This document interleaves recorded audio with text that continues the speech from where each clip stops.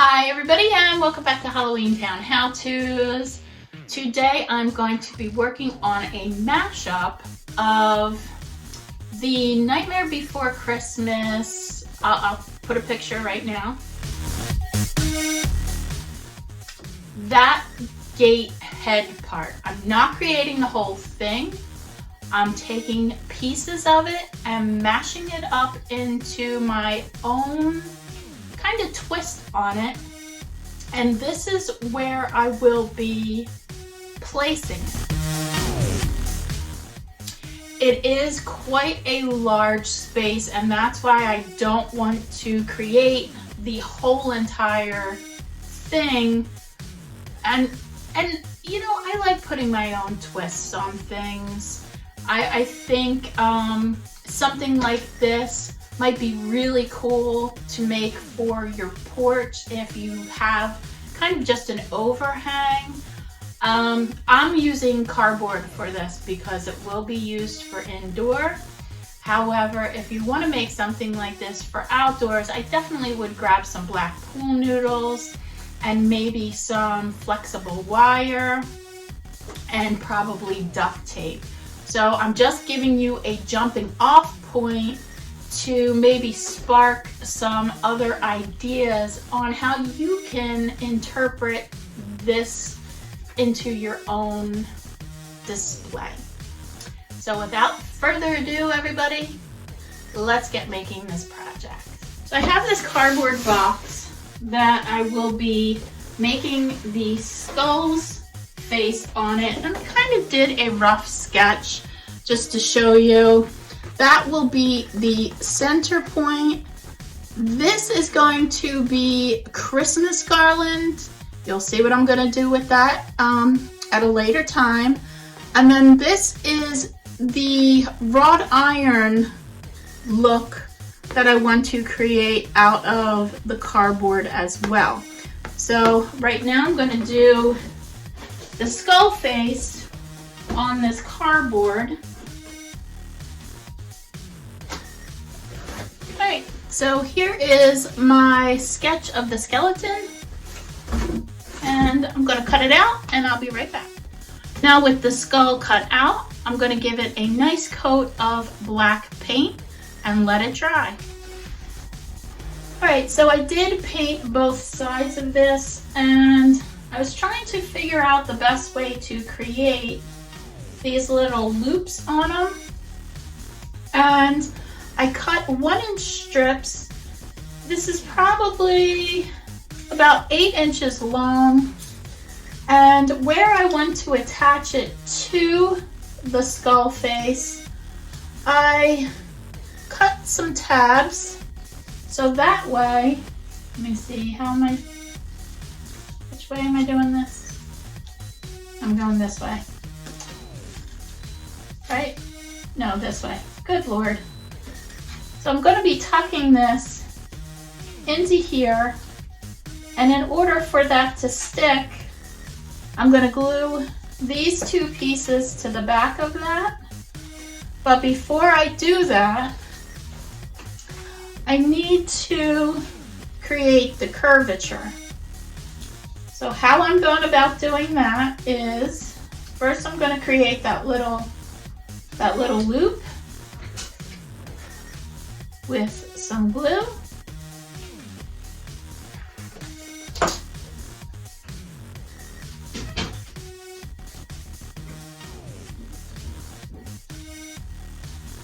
And I'm just going to hold it there till it dries. And then in my bag of supplies, I found this floral wire. I will be gluing it from there to the bottom in the middle of the cardboard. So the wire is glued to the middle of this cardboard piece. I'm going to let that set up, and in the meantime, I found my black sparkly pipe cleaners, and this is what I'm going to use to create the squiggles in his eyes.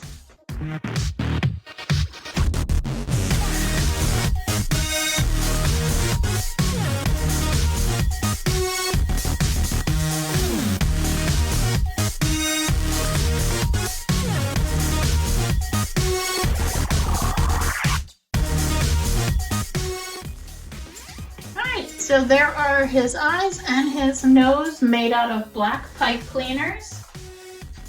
This is dry, so now I am able to bend the cardboard to create that curvature that I want. So there you go. And now you take some hot glue and glue it to the back of this. I'm doing that right here. And just for extra oomph, I will run a bead of glue on the front.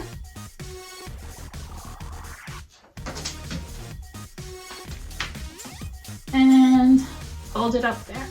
All right, now that this is dry, I'm going to give it a coat of paint. Okay, I painted up my 2 swirls, and I can always futz with them a little bit more, but for now, I like the way it looks. I'm going to let it dry a little bit more and move on to the bigger faux wrought iron part. All right, so I have some cardboard strips. I have some long ones. I have some short ones. I made some 2 inches and some 1 inch. And got some glue sticks ready. And I think it's important to kind of do a rough sketch of your design or what you're going to base your design off of. That way, as you're drawing it, it can give you good insight as how to construct your decoration or prop. So I just roughly sketched out my design. I will be using one of these longer pieces to start, and I'm going to just build off of it. So I overlapped my designs because I didn't want to waste paper. I am going to create this one that's darker. My first piece I need to make will be this one, and that's what this will be.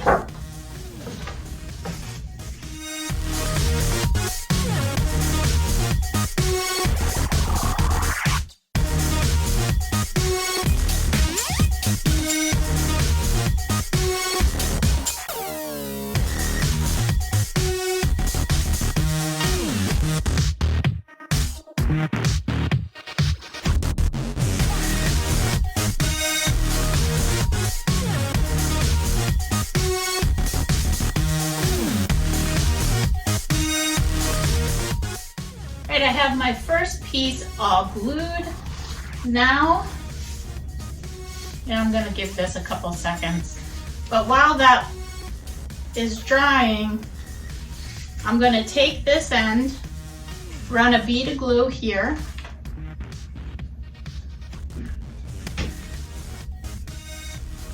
and flip it over and create the loop. And I will do the same for this side. Okay, so now that you have your piece, and all you're gonna do is start working your way out and bend the wire. All right, so this is the first part to my design. And then from there, it kind of, each strip goes further and further out. So I'm gonna have to cut more of these long strips. Okay, I cut some more out, and in between each layer, much like this, I did the floral wire. Now this is pretty heavy duty gauge. It's not flimsy whatsoever. And if you're thinking about making something like this, definitely get a thicker gauged wire. I kind of have my pattern laid out here.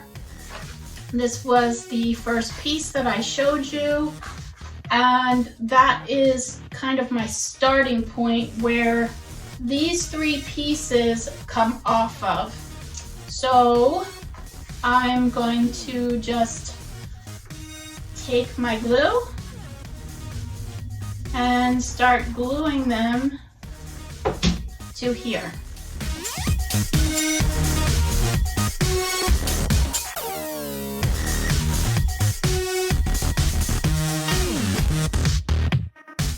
Right, that is pretty dry. I'm going to take a 2-inch piece that I cut and create a band. And this is going to help it stay together and reinforce it as much as possible. And I would definitely cut it so you have some overlap. Okay, now that this is dry, I want to keep these 2 pieces separated by some distance. And how I am going to achieve that is creating a band just like this and leaving some space between them. And I want to make sure I have this kind of at the angle I want it, as far as how I want the curvature of this set up.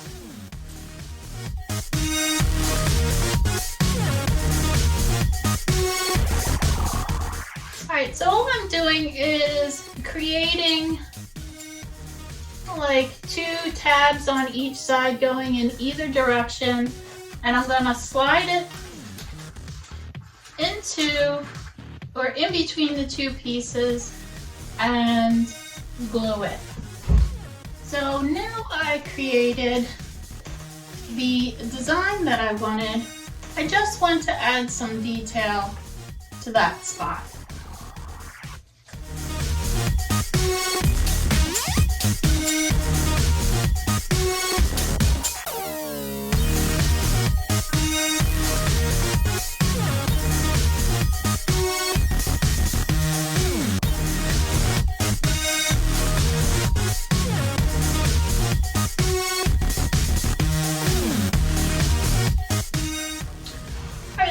Both of them completed.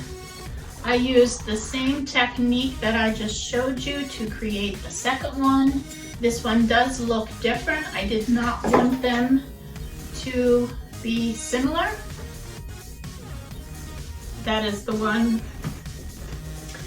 And this is the one that I showed you how to make. And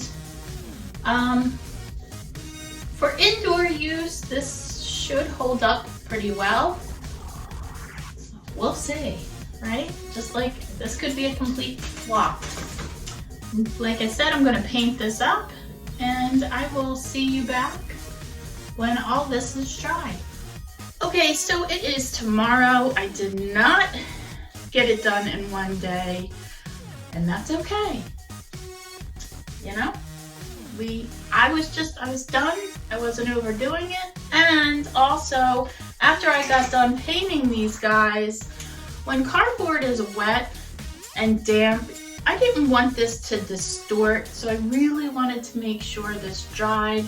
I did not go crazy making sure every part was covered. I wanted it to look a little worn and aged. You could even take some gold or silver, depending on your preference of color, and do sort of like little dry brush areas to make it look like there is metal underneath. I'm not doing that. I'm just keeping it simple and to the point. I did, however, wanted to give this guy a little bit more pop. So after I was done painting the iron parts, I just threw another coat of black paint on him and sprinkled the black glitter I had laying around. And with the yellow fabric from the Clown with No Face costume, I had extra. I really wanted the eyes and nose to pop out. So I just glued some extra cardboard in places that I wanted to firm up. And while I did that, I created a little loop on the back of this with just my black pipe cleaner, so I can hang this up easily. So that is where I'm at. I'm gonna go grab the rest of my supplies from the garage, create my 2 swags, and then I will bring you back to show you how I am going to incorporate all of this together to create the gate topper. All right, guys, I have it up, and I just did some simple display fillers like pumpkins, some of those dangly plants that I feel like look like spiders' legs creeping down on you. I reused all of this stuff from the wreaths that I took apart and repurposed for Lock, Shock, and Barrels project. And what is wonderful is with the orange lights, the yellow is going to be bright and lit up at night. I kept the color scheme orange, white, and purple. I did add 2 of the candles that I've been making, and I just glued popsicle sticks on the bottom and then wrapped the garland around it in order to make it stick. Pretty simple. And I used just 2 screws to hold it up.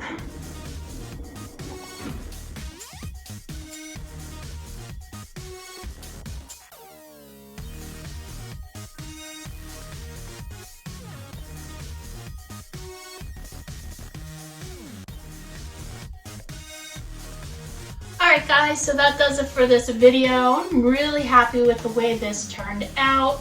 I've been wanting to do something like this for quite some time, and finally I have the chance to do it.